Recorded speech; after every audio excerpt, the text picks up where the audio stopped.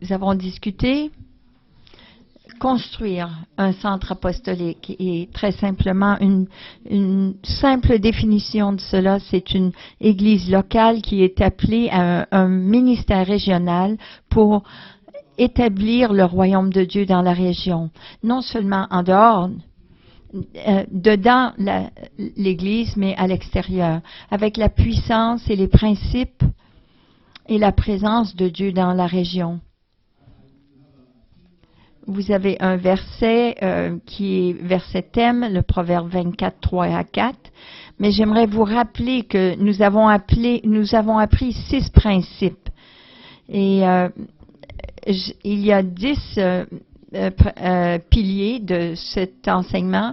Et j'aimerais juste rapidement aller au travers des 5 que nous avons déjà couverts, mais nous allons passer au 6e aujourd'hui. Mais pour faire partie d'un centre apostolique, il faut avoir une concentration apostolique. Et cette concentration est Jésus. Ce n'est pas la joie de Dieu, la puissance de Dieu. Toutes ces choses sont importantes, mais la concentration, le focus principal doit être Jésus. La parole nous dit de garder nos yeux sur Jésus, ça doit être notre focus, notre concentration. Deuxièmement, notre mandat apostolique. Ces 3 choses que nous avons apprises, c'est d'envahir, d'occuper et de transformer. D'envahir notre monde, d'occuper, de prendre position dans notre monde, influencer les gens autour de nous et apporter la transformation autour de nous, dans le local, dans nos endroits de travail, l'école et troisièmement, la prière apostolique afin d'avancer le royaume de Dieu.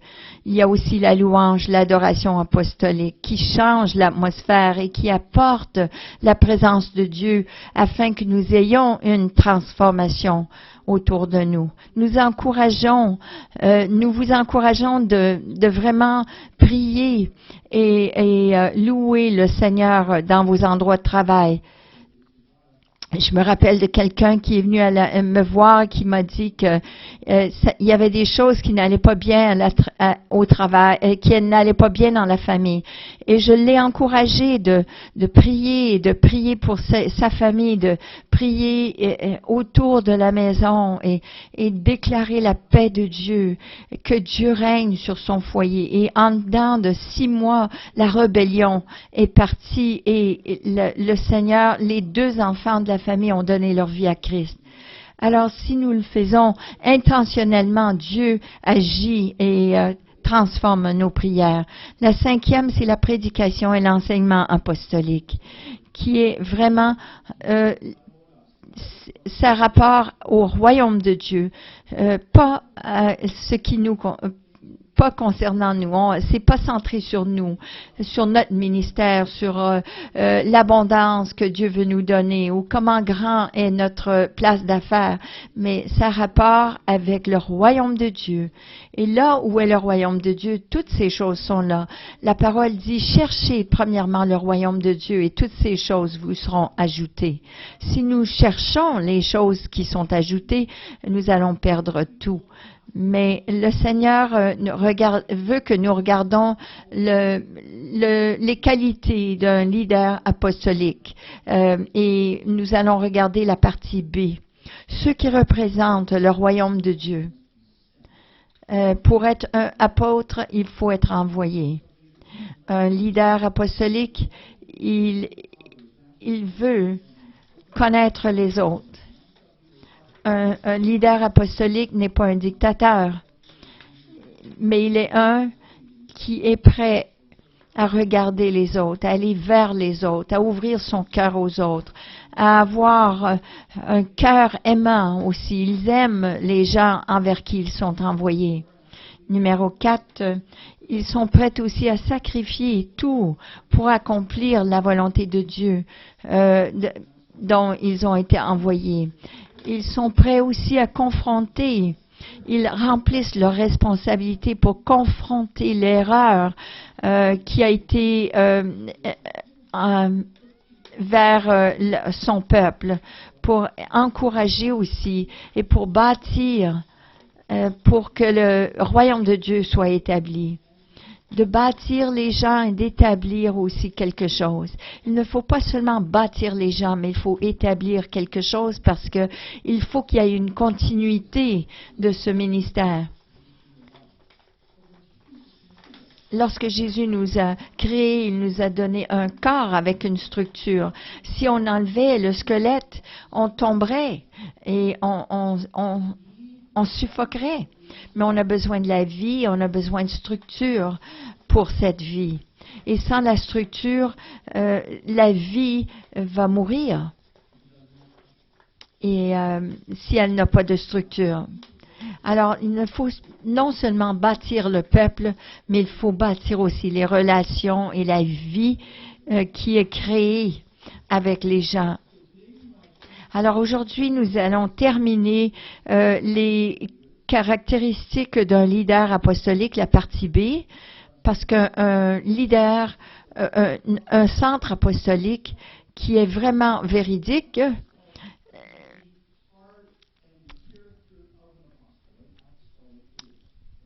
alors, nous allons regarder les caractéristiques d'un leader apostolique ce matin.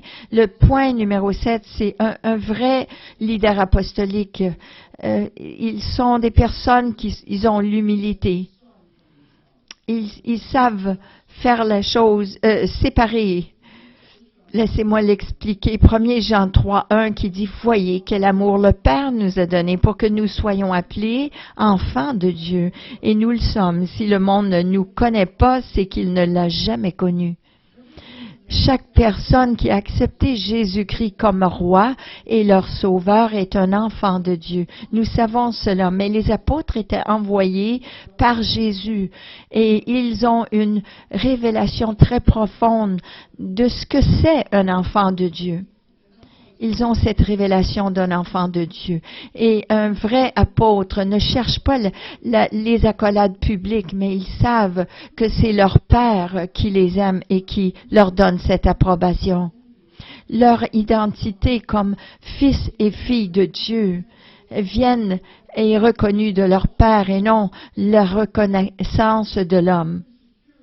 Et parce qu'ils sont sécures dans leur position comme enfants de Dieu, ils n'ont pas besoin de l'attention publique. Ils n'ont pas de reconnaissance. Ils n'ont pas besoin de reconnaissance du public parce ils font du ministère, mais comme de leur identité de fils et de filles de Dieu. Ils ne recherchent pas l'approbation de l'homme. Ils ont le mandat de Dieu pour faire ce qu'ils font et ils ont cette confiance d'accomplir leur mandat. Vous savez ce que c'est lorsqu'il y a les élections, les gens vont dire n'importe quoi, ils vont promettre n'importe quoi, ils vont embrasser n'importe qui parce qu'ils veulent avoir le vote. Et s'ils ont le vote, c'est le plus important pour eux. Mais des vrais apôtres ne sont pas là pour avoir votre vote, ils sont là pour accomplir le mandat que Dieu leur donne. Et ils savent où ils s'en vont. Ils ont déjà le vote de Dieu. Ils ont la volonté de Dieu et le mandat de Dieu. Alors, est-ce que vous êtes prêts à les suivre? À la fin de la journée, ce n'est pas ce qu'ils ont fait suffisamment pour plaire à leur maître. Non, ils se réjouissent d'avoir été dans le partenariat avec leur Père, qu'ils font partie du royaume. Ils sont déjà des fils de Dieu. Et n'importe quelle acceptation, approbation ou reconnaissance n'est rien à comparer avec le mandat et la reconnaissance de Dieu. 1 Corinthiens 3:5, ça dit, au fond, qui est Apollos? Qui est Paul? Nous sommes simplement des serviteurs de Dieu, par lesquels vous avez été amenés à croire. Chacun de nous accomplit le devoir que le Seigneur lui a confié. 1 Corinthiens 15:9 nous dit, « Moi, en effet, je suis le moindre des apôtres. C'est même trop d'honneur pour moi que d'être appelé apôtre, puisque j'ai persécuté l'Église de Dieu. » Les apôtres ont une révélation de ce que Jésus a fait pour eux, que n'importe quoi ils font est tellement petit à comparer à ce que Dieu a fait. Leurs accomplissements semblent très arrogants et très naïfs, parce qu'ils savent que ce n'est pas eux, mais c'est un mandat que Dieu leur a donné. Éphésiens 1,17 nous dit, et je demande au Dieu de notre Seigneur Jésus-Christ, au Père glorieux, de vous donner l'esprit de sagesse qui vous le révélera et vous le fera vraiment connaître. Le but est ne pas que vous connaissiez les apôtres, mais que vous veniez à comprendre celui qu'ils servent. Ça leur fait rien pour leur réputation. Non, Paul n'élevait jamais ses accomplissements. Il disait, regardez, lorsque vous regardez cela, c'est bête. Il ne voulait pas que les gens regardent sa réputation, mais sa prière pour chaque croyant, c'est qu'ils connaissent la réputation de Dieu davantage. Paul avait compris que ce qu'on a vient du Père, le salut, la guérison, la délivrance, la liberté. Et le pouvoir vient de notre Père, non des apôtres. Alors ils ont confiance que la puissance du Saint-Esprit vient de Dieu. C'est le ministère de Dieu et c'est la réputation de Dieu. Lorsque j'enseigne les gens comment prier pour les gens, ils sont là, ils se demandent, oh, qu'est-ce que je dois faire pour avoir la puissance de Dieu? Non, ce n'est pas de cette façon. C'est la puissance de Dieu. Elle vient de Dieu. Vous êtes seulement qu'un canal, un vaisseau, un conduit que Dieu utilise afin de couler au travers de vous. Vous n'avez pas besoin de vous dire des choses, non. Juste recevoir la puissance de Dieu et la relâcher envers les autres. Ça, c'est la puissance qui agit en nous. Pas une puissance qui est psychologiquement montée à l'intérieur de nous. Parce que ça vient de Dieu. Alors, un leader apostolique ne prend pas de crédit. Et Paul disait, c'est vraiment bête de penser de cette façon. Mais un leader apostolique, il est humble. Il sait d'où vient cette puissance. Il sait que ça vient du Seigneur. Il y a la fierté, il y a de l'arrogance, mais il y a aussi de la fausse humilité. Il y avait un jeune homme, ça fait rien ce qu'on lui disait, qu'on le complémentait, il disait, c'était pas moi, c'était le Seigneur. Non, je lui disais, c'est toi qui as fait cela, c'est toi qui as conduit les gens, c'est toi qui étais disponible.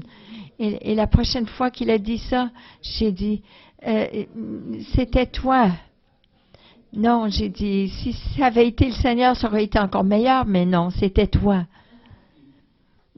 N'ayons pas une fausse humilité. Je suis celui qui a dit oui au Seigneur.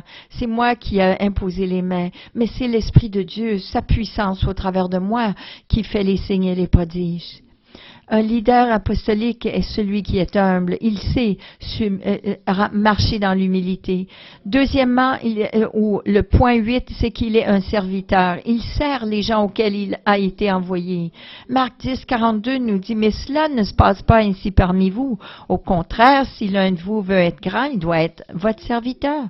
Et si l'un de vous veut être le premier, il doit être l'esclave de tous. » Car le Fils de l'homme lui-même n'est pas venu pour se faire servir, mais il est venu pour servir et donner sa vie comme rançon pour libérer une multitude de gens.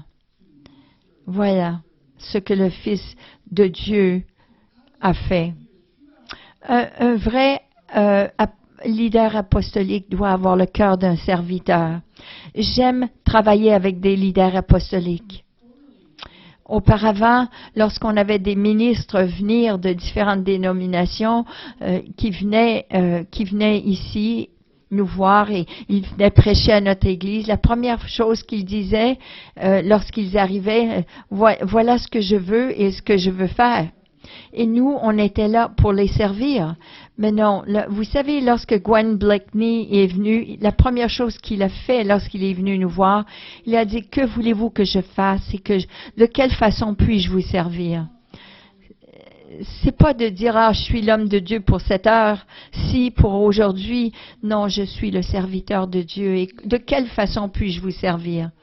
Vous savez, une chose qui était frustrante, lorsque moi je lui demandais qu'est-ce qu'il aimerait faire, où il aimerait aller manger, il disait non, mais toi, Pasteur Dave, qu'est-ce que tu voudrais faire? Et où veux-tu aller? Il a un cœur de serviteur, mais il disait non, ça fait rien. Ce que tu veux faire, c'est correct pour moi. Je suis ici pour te servir. Et vous savez, en réalité, c'était vrai. Et je lui ai dit les sujets que j'aimerais qu'il traite. Et il était là pour activer les gens. Je lui ai demandé des notes et il a fait cela aussi. Des leaders apostoliques n'ont pas cette mentalité de tu me dois ceci ou cela.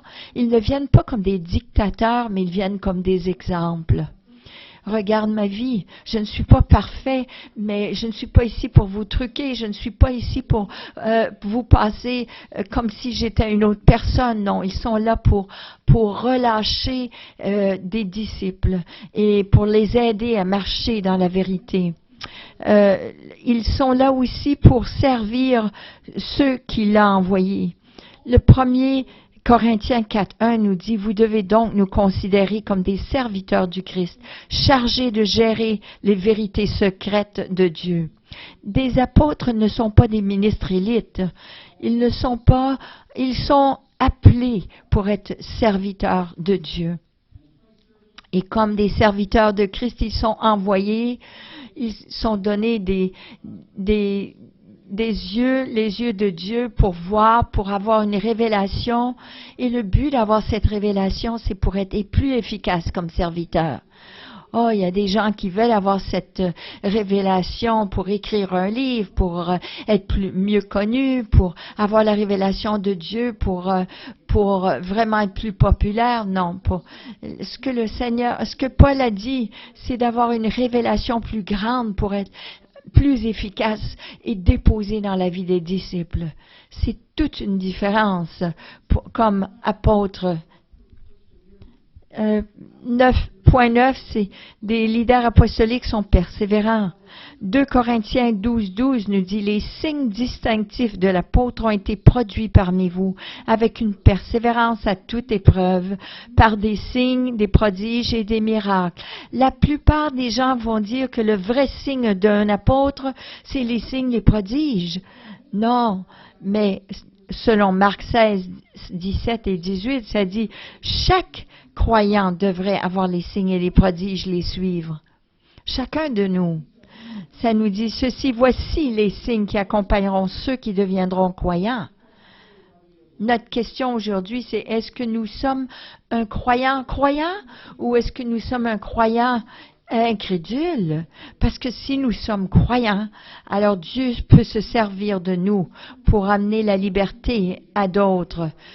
Ça dit, ils chasseront les démons, ils parleront de nouvelles langues, ils imposeront les mains aux malades et ceux-ci seront guéris. Ça, c'est pour nous tous. Et c'est un but à atteindre pour chacun de nous. Un vrai leader apostolique, même s'il devrait avoir des signes et prodiges, et démontrer cela dans sa vie, dans son ministère, ce que 2 Corinthiens 12.12 essaye de nous dire, c'est qu'ils l'ont fait avec une persévérance à toute épreuve. Ils ont persévéré dans les signes et les prodiges et les miracles. Et ça, c'est le signe d'un apôtre. Lorsque l'apôtre Paul a partagé cela avec Timothée, il lui a dit ceci. 1 Timothée 4.16, il dit, fais attention à ta façon de vivre et ton enseignement. Reste fidèle dans tout cela. Oui, si tu agis ainsi, tu sauveras toi-même ainsi que ceux qui t'écoutent. Paul, il dit à Timothée, comme tu vas grandir et devenir un apôtre, tu dois persévérer dans deux choses. Tu dois, dans ta façon de vivre. Non, ne te laisse pas être séduit à la tentation ou toutes sortes de choses, des plans de l'ennemi. Non, ne coupe pas, essaye pas de couper les coins. Et ne cède pas au manque de pardon, à l'amertume, et ne sois pas tenté par les addictions et ne lâche pas. Timothée, persévère dans ta vie. Et ça, c'est la marque d'un vrai leader apostolique. Ça veut dire de persévérer, de continuer, comme un petit lapin avec cette batterie qui continue et qui continue d'aller de l'avant, qui persévère. Oui, Timothée, persévère. Reste fidèle dans tout cela. Persévère dans ta doctrine. Et garde, tu as besoin de persévérer pour accomplir la volonté de Dieu, obtenir ce qu'il promet. J'ai lu un livre qui disait « La foi, la présomption et les choses folles. » Et les gens vont être séduits par ce genre de doctrine qu'ils ne savent pas ni la différence entre les deux. Mais Paul a dit à Timothée, persévère dans ta doctrine. Et ne cède pas à ces arguments qui semblent bons. Je suis étonnée d'entendre les jeunes qui viennent me voir pour dire, oui, mais regarde, Pasteur Dave, nous avons entendu ça. Oui, mais je leur montre les versets précédents. Et je leur dis, qu'est-ce que c'est la saine doctrine? Ne soyez pas emportés par des vaines doctrines parce que cette personne a du charisme.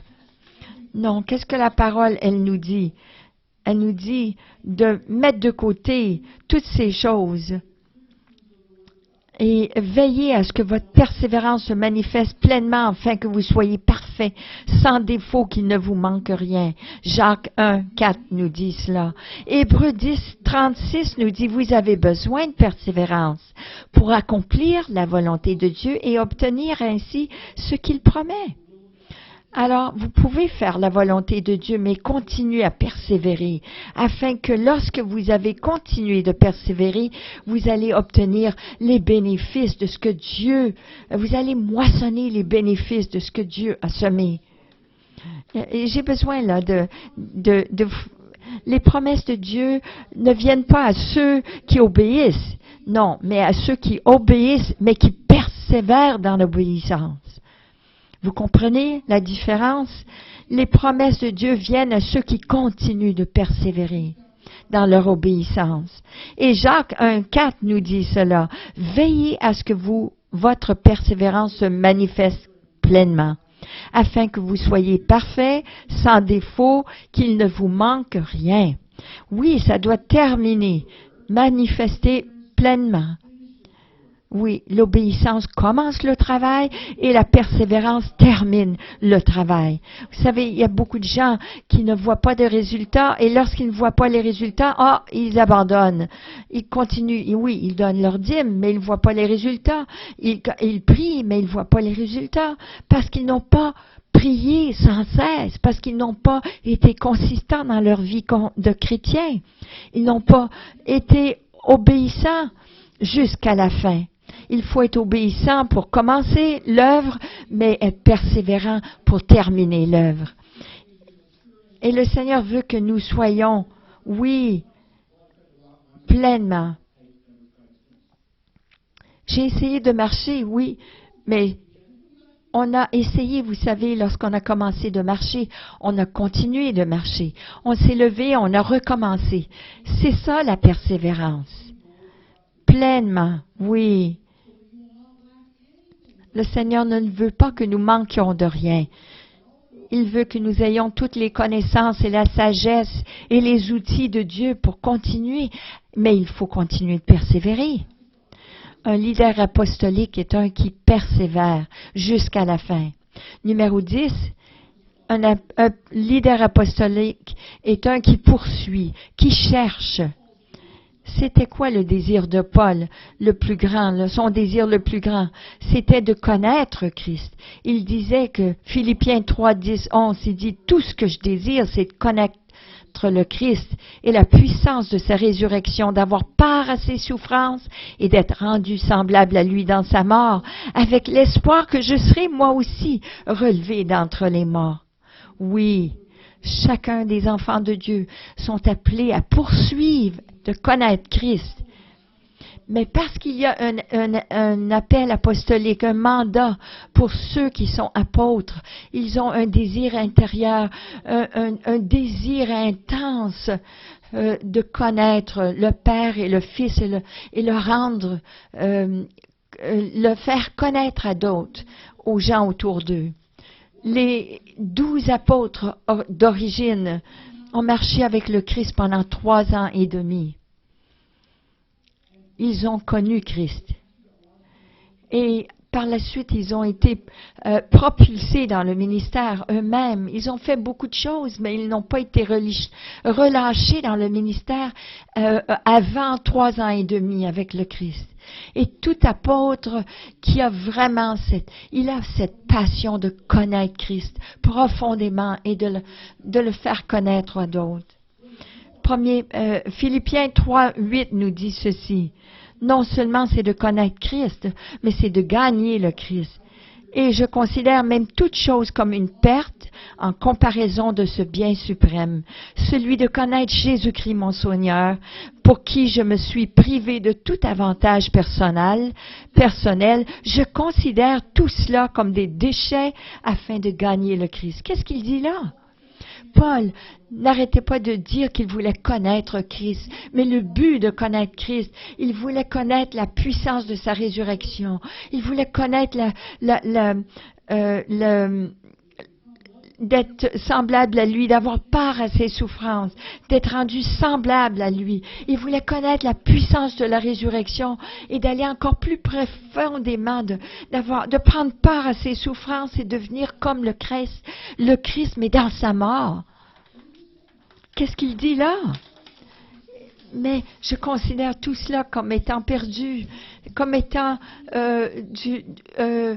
une perte, parce que ce que je veux, c'est de connaître Christ et gagner Christ, parce que lorsque les gens me voient, je veux qu'ils voient seulement Jésus. Alors c'est pour cela qu'il faut aller plus profondément, dans ses souffrances, dans sa mort, alors que vous puissiez vivre et vivre cette vie de résurrection aussi, comme le Christ. Il voulait connaître Christ à un tel degré, que Christ soit vu, que Christ soit celui qui lui donne la vie, qu'il pense pour lui et qu'il aime au travers de lui, qu'il soit celui qui performe tout accomplissement au travers de lui. Je veux que Christ soit gagné dans ma vie, afin que lorsque vous me voyez, vous voyez le Christ en moi. Et Paul a continué.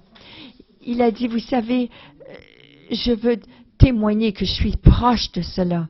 Et qu'est-ce qu'il dit dans Galates 2:20? Il dit Alléluia, parce que non seulement j'ai connu Christ, non seulement j'ai gagné Christ, et non seulement j'ai été crucifié avec le Christ. Ce n'est plus moi qui vis, c'est le Christ qui vit en moi. Ma vie présente dans la chair, je la vis dans la foi. Littéralement, par la foi du Fils de Dieu. C'est ma foi. Je n'ai pas la foi de faire tout ce que Dieu m'appelle à faire, mais je vis selon la foi cette foi du Fils de Dieu qui m'appelle à faire toutes ces choses, ces signes, ces prodiges et ces miracles, d'aller à ces endroits pour prêcher la bonne nouvelle, parce que je le fais par la foi du Fils de Dieu qui m'a aimé et s'est livré lui-même pour moi. Son but final, Paul, ce n'était pas de devenir l'homme de puissance pour l'heure, pour l'actualité, c'était pas d'être un apôtre super, mais c'était un qui était tellement consumé de Jésus que tout ce que les gens puissent voir, c'était Jésus qui vivait en lui. Un vrai apôtre, un leader apostolique, c'était tellement consumé de Jésus, c'est que les gens vont voir Jésus en lui. Numéro 11, un leader apostolique, c'est que son focus, sa concentration est vraiment d'être concentré sur cette tâche. Acte 20, 22 à 24 dit « Ma propre vie ne compte pas à mes yeux. Ce qui m'importe, c'est d'aller jusqu'au bout de ma mission et d'achever la tâche que m'a confiée le Seigneur Jésus. C'est de proclamer la bonne nouvelle de la grâce de Dieu. Voilà ce qui était le but de Paul. Proclamer la bonne nouvelle de la grâce de Dieu. Un vrai apôtre est focusé sur une tâche. Un apôtre, un leader apostolique est focusé sur une tâche et ils poursuivent, ils regardent en avant, ils gardent en vue leur mission. Ils deviennent frustrés par les distractions de ce but. Toute distraction les frustre parce qu'ils peuvent voir la mission. Ils sont comme un chevalier qu'ils ont un mandat divin du roi des rois, du Seigneur des seigneurs. Alors les nombres n'ont pas d'importance pour eux. La grandeur de l'Église n'a pas d'importance pour eux. Même les nombres d'âmes à venir à Christ sont moins importants que de voir établi le royaume de Dieu établi dans chaque croyant. Ils ne regardent pas combien de personnes ont donné leur vie à Christ, mais plutôt ils regardent de quelle façon le royaume de Dieu a été établi, témoin d'être établi dans la vie des croyants. Leur but, c'est de voir le royaume de Dieu établi et que le royaume de Dieu soit vraiment accueilli dans leur région. Alors le but d'un apôtre, oui, ils peuvent apparaître d'être impatients. Ils peuvent sembler avoir une vision tunnel parce qu'ils sont si focusés. Ils peuvent voir le but. Ils sont comme des architectes qu'ils ont déjà le devis divin devant eux. Ils savent de quelle façon les murs et le plafond, le toit, ils peuvent voir le produit fini. Ils ont ce devis divin. Ils peuvent voir clairement de la part de Dieu pour établir le royaume de Dieu. Ils savent ce que Dieu s'attend d'eux. Alors, lorsque quelqu'un essaye de changer ses plans et ce devis, vous avez vu, avez-vous déjà rencontré un architecte qui veut que lorsque vous venez lui dire qu'il veut que vous voulez qu'il change des choses, ils deviennent frustrés parce qu'ils savent déjà ce qu'ils ont en tête. Ils ont un focus, un mandat, ils peuvent voir le produit fini, le résultat. Et 2 Corinthiens 4, 17 et 18 nous dit ceci. « Car un moment de détresse insignifiant produit pour nous au-delà de toute mesure un poids éternel de gloire. Aussi, nous regardons non pas à ce qui se voit, mais à ce qui ne se voit pas.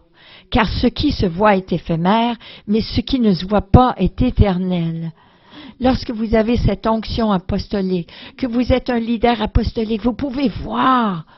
Vous pouvez voir. Je me rappelle Steve Fry, un homme merveilleux du Seigneur. Aussi, il a écrit des centaines de chants. Et il a écrit un chant qui n'a jamais été publié. C'était un chant qu'il a écrit après un de ses leaders a commis l'adultère. Et il est allé voir ce leader. Et il lui a dit, « Comment peux-tu faire cela? Tu savais ce que quel était notre but. Et tu étais prêt à sacrifier cela pour une nuit de plaisir temporaire. » Et il a prié pour cet homme. Il a aimé cet homme. Mais il a dit, « Mais qu'as-tu fait? » Et il a écrit un chant. Et je l'ai appelé. Il est un artiste et il vit à Nashville. J'ai dit, Steve, est-ce que tu as ce chant? Je me rappelle, tu l'as chanté dans les débuts, dans les années 84. Et il a dit, oh, je l'ai mis dans une boîte et je ne sais pas où il est, ce chant. Mais le Seigneur m'a inspiré de l'écrire à ce moment-là. Mais je l'ai mis de côté parce que la mémoire, le souvenir de ce chant, Il dit, j'ai un rêve dans mon cœur que l'homme juste ne peut voir. Parce que c'est un rêve que j'avais de l'épouse glorieuse. Et lorsque ce leader ça a brisé son cœur lorsqu'il a péché contre Dieu. Ça a brisé son cœur parce qu'il savait de quoi ça devait avoir l'air. Cette personne ne pouvait le voir. Ce n'est pas ce que je vois qui me poursuit, qui me dirige, qui me conduit, mais c'est ce que je ne peux voir. Et c'est ce que Paul il dit. Il dit, je ne regarde pas ce que je vois, mais ce que je ne vois pas, car ce qui est éphémère, ce qui se voit est éphémère, mais ce qui ne se voit pas est éternel. Paul a pu voir le royaume de Dieu établi sur la terre. Il pouvait le voir, il pouvait voir comment glorieux c'était. Pourquoi est-ce que vous faites pourquoi est-ce que vous vous chicanez sur la couleur du tapis? Pourquoi est-ce que vous chicanez sur les moindres détails? Je vois la gloire de Dieu lorsque le royaume de Dieu va être établi sur la terre. Je le vois cela. Paul était prêt à risquer sa vie et pour souffrir les souffrances parce qu'il pouvait voir, il était focusé sur une vision éternelle. Pour voir la gloire de Dieu venir sur la terre et pour voir, c'était au-delà de son endurance personnelle parce qu'il pouvait le voir. C'était vraiment un focus éternel. Il regarde sur une tâche terrestre, mais il a le focus sur une image de ce que ça va avoir l'air lorsque ça sera établi sur la terre. Et que les royaumes de cette terre deviennent les royaumes de notre Dieu. Et cela, c'est ce qui le poursuit. Et une dernière chose, c'est que un apôtre, un leader apostolique, il fait confiance. Voilà les tensions dans un homme apostolique, parce qu'il a confiance. Romains 15, 13 nous dit ceci, que Dieu qui donne l'espérance vous remplisse de paix et de joie à cause de votre foi. Alors vous serez plein d'espérance par la puissance de l'Esprit Saint. Qu'est-ce que Paul nous dit ici?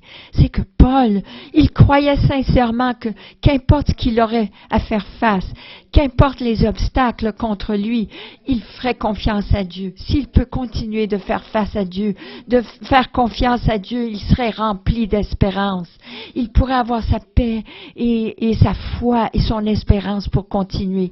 Il savait que c'était tout ce qu'il avait dont il avait besoin. Il savait que Dieu s'occuperait du reste.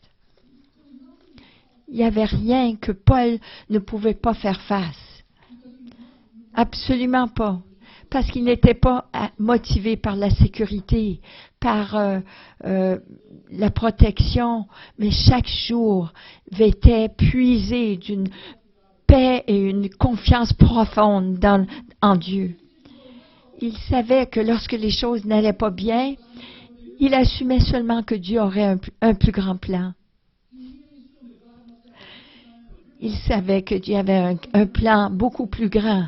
Il connaissait Dieu. Il savait que si les choses n'allaient pas bien, Dieu aurait un autre plan, un autre moyen, une autre porte. Dieu avait un plan très spécial. Oui, il a écrit une lettre. Il dit, nous savons que c'est un bon endroit. Nous savons que nous sommes dans la volonté de Dieu parce que nous avons tellement d'opposition. Et si nous avons beaucoup d'opposition, nous devons être dans une bonne place. Nous sommes dans l'endroit où Dieu veut que nous soyons. Oui, ils ont grande confiance en Dieu. Et voici aussi ce qui pourrait être une autre tension, c'est qu'un vrai apôtre, un leader apostolique, ont confiance aussi dans les autres. Regardons Actes 14 et 23. Paul et Barnabas choisissent des anciens pour chacune des églises. Ils prient et ils jeûnent. Puis ils confient au Seigneur ces anciens qui croient en lui. Paul et Barnabas sont allés à Derbe et Lystrum et ils ont élevé des disciples et après quelque temps, un court temps, ils ont appointé des anciens Après quelques mois, ils ont mis en place des leaders, ils les ont appointés, et là, ils ont continué. Ils ont dit, nous croyons, vous allez faire un bon travail. Vous allez faire un bon travail, nous le croyons, même s'ils ont été des croyants pour un court temps. Dieu les a appelés pour être des anciens sur ces églises. Paul, non seulement il avait confiance dans le Seigneur, mais il avait aussi confiance dans les autres. Vous savez, les apôtres, ils ont une confiance radicale dans les autres, même irrationnelle, je dirais. Les apôtres croient que si ils croient que actuellement que quelqu'un qui est en Christ est une nouvelle créature. Il sait aussi que s'ils sont en Christ, ils sont enfants de Dieu, ils vont être conduits de l'Esprit de Dieu. Des apôtres croient aussi que celui qui a commencé un bon travail en vous va continuer de le compléter. Oui, ils ont confiance que ceux qui ont été pardonnés vont aimer beaucoup. J'attends encore cela. Mais ils le croient. Ils le croient, sincèrement.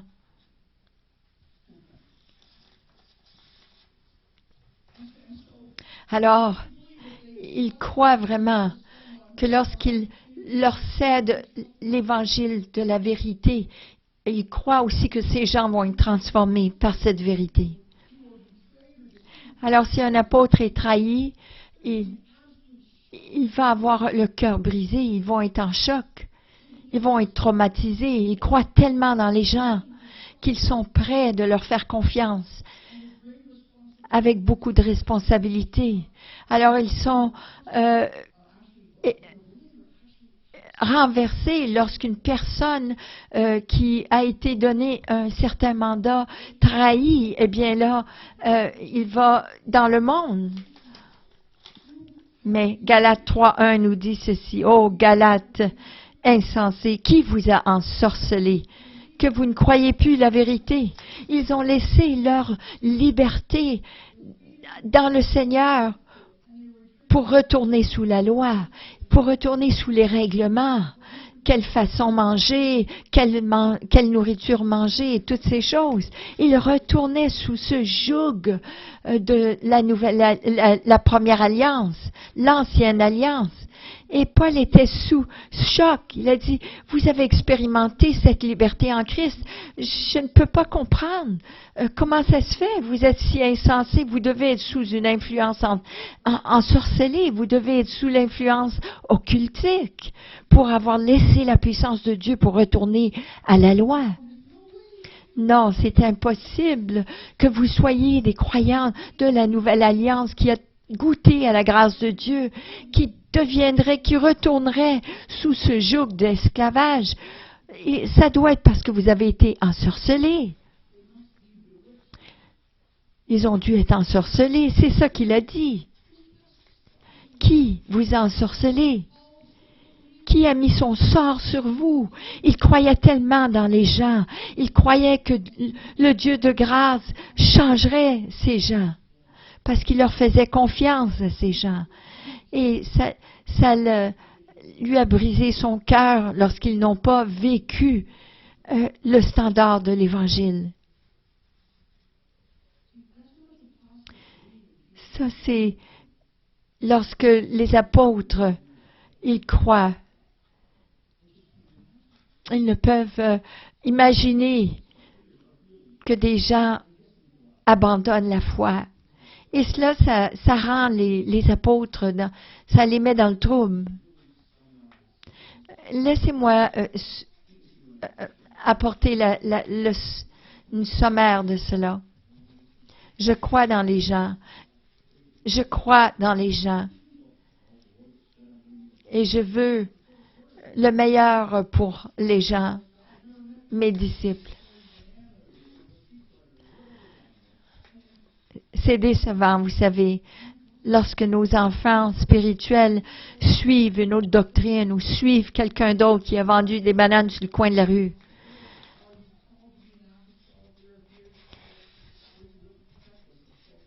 Si vous sentez que vous êtes appelé avec le mandat apostolique.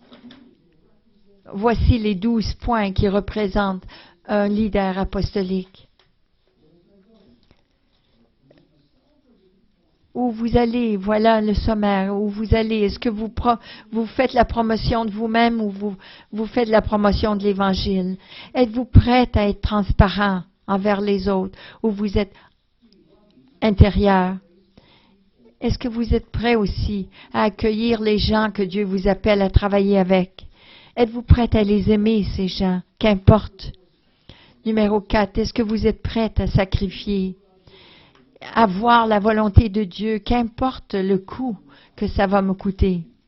Êtes-vous prête aussi à confronter, prendre la responsabilité de confronter les autres de ce que Dieu veut que je fasse? Est-ce que je suis prêt à construire le royaume de Dieu dans la vie des autres? Numéro 7, est-ce que je suis prête à être humble? Est-ce que je suis sécure dans mon identité comme fils et fille de Dieu, que je suis prête à l'établir dans la vie des gens? 8, est-ce que je suis prête aussi à servir comme serviteur de Dieu et servir ceux envers qui Dieu m'appelle?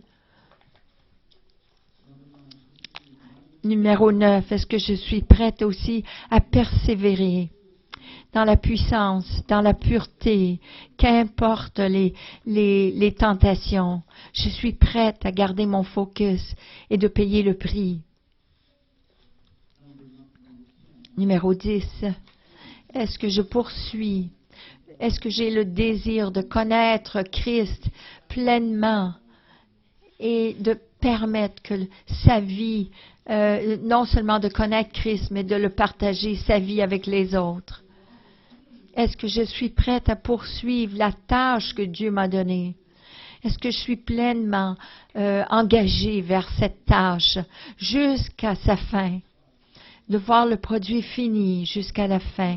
Et 12, est-ce que je suis prête à faire confiance à Dieu et faire confiance aux autres avec le mandat que Dieu m'a donné, même celui-ci, celui-là, même celui-là? Est-ce que je suis prête à lui faire confiance?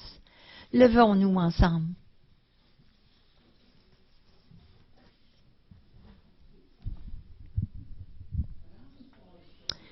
Un centre apostolique, vous savez, plus qu'un centre où il y a des gens qui sont nés nouveaux, qui sont remplis du Saint-Esprit, qui ont donné leur vie au Seigneur.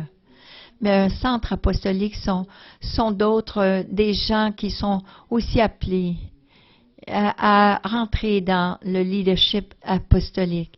Et c'est vraiment un style de vie qui vient nous chercher, qui nous lance le défi. Une chose que j'ai découvert lorsque j'ai parlé avec d'autres apôtres, ce n'est pas aussi un centre apostolique, mais il faut avoir cette pensée, ce même focus, cette même vision pour chacun de nous. Vous savez, c'est des principes pour toutes les entreprises. Oui. Voici, oui, pour tous ceux qui ont une entreprise, c'est les mêmes principes qui les conduit. Vous ne pouvez pas être un entrepreneur dans le monde d'affaires si vous n'êtes pas prêt à accueillir ces principes. Et c'est pour cela que les affaires des chrétiens ne marchent pas. C'est parce qu'ils ne sont pas prêts à vivre selon les sacrifices que Dieu leur demande. Je vous demanderai ce matin de fermer vos yeux, d'ouvrir vos cœurs et de dire, Seigneur, oui, examine mon cœur. Il y a vraiment, Seigneur, un manque dans le corps de Christ. Il y a un gros problème aujourd'hui qui s'appelle l'aveuglement. On a des points de mire aveugles. Seigneur, viens nous éclairer. Viens nous révéler. Est-ce que nous sommes prêtes à être tout ce que tu nous appelles à être? Sommes-nous prêtes à être un peuple apostolique et des leaders apostoliques? Nous pensons l'être. Nous disons l'être. Mais Seigneur, Dieu. Aide-nous à être celui qui est sage et qui compte le coup avant de construire, avant de bâtir, qu'il voit ce que ça va lui coûter, afin qu'il puisse faire tout ce que tu lui appelles à faire. Seigneur, viens par ton Saint-Esprit, viens nous montrer ce qui doit changer et montre-nous comment on peut devenir ce peuple apostolique. Parce que si nous disons oui, Seigneur, il y a une aventure extraordinaire en avant de nous, une chose extraordinaire à bâtir. Il y a des rencontres, Seigneur, et de l'équipement, l'outillement, Seigneur. Nous voulons tout déposer cela, Seigneur, devant toi. Montre-nous cette place d'aveuglement. Éclaircis-nous, Seigneur, pour qu'on puisse dire oui davantage pour marcher. Pas avec de la présomption, mais avec la confiance que tu veux construire et rebâtir ces domaines dans nos vies qui ont besoin d'être bâtis. Oh Seigneur, nous avons besoin de changer. Nous avons besoin d'être transformés. Comment pouvons-nous transformer notre communauté et notre école, notre place de travail si nous n'avons pas passé là par cette transformation nous-mêmes? Seigneur, nous voulons faire une différence. Nous voulons être honnêtes dans nos propres cœurs devant toi. Donne-nous cette grâce pour être transformés par ta puissance, par ton amour, par le Christ qui vit en nous. Nous prions cela dans le nom de Jésus. Amen. Amen. Amen. Vous savez, Dieu veut faire quelque chose de grand. Mais nous devons être grands pour accomplir ce mandat-là. Soyez bénis.